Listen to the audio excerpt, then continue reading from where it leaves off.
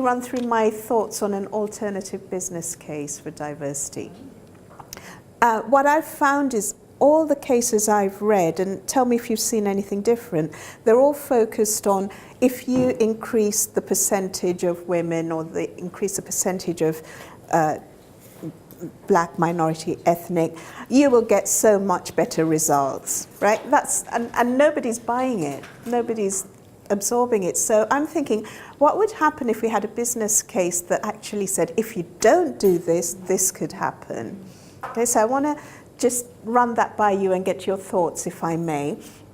So, are you familiar with the concept of VUCA?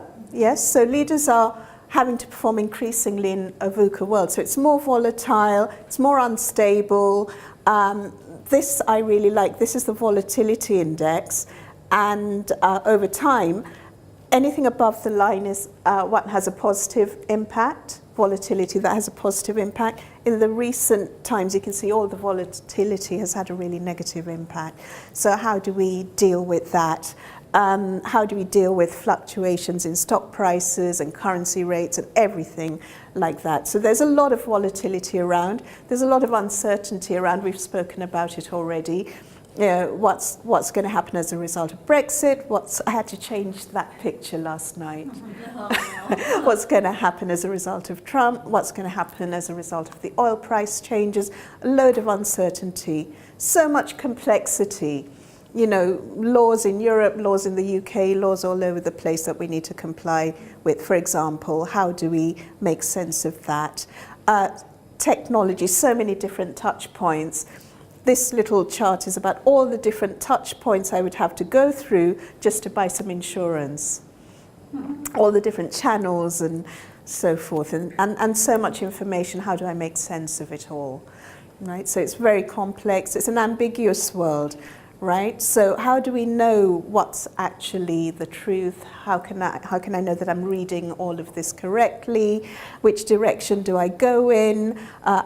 Is my interpretation right or is your interpretation right? And oh my God, how do I deal with it all, right? So that's the world that our leaders are having to manage in now.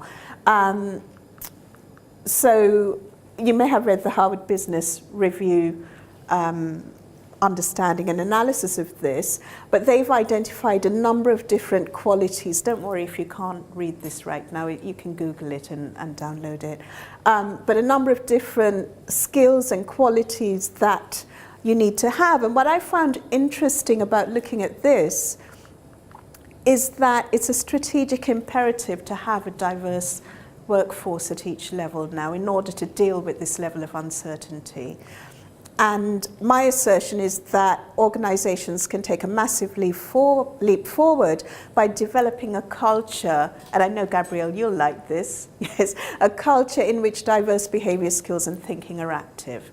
Okay? So what that's going to require is sponsorship at a very senior level, ensuring that managers know how to support people who are different from them, and an urgency in identifying, upskilling and promoting diverse talent. So Adam Roach, for example, from Janssen, came to one of our roundtables, the one at Ashridge, and what he was saying was, actually, I need to look deeper down into the organization at the more junior levels and find those people and upskill them.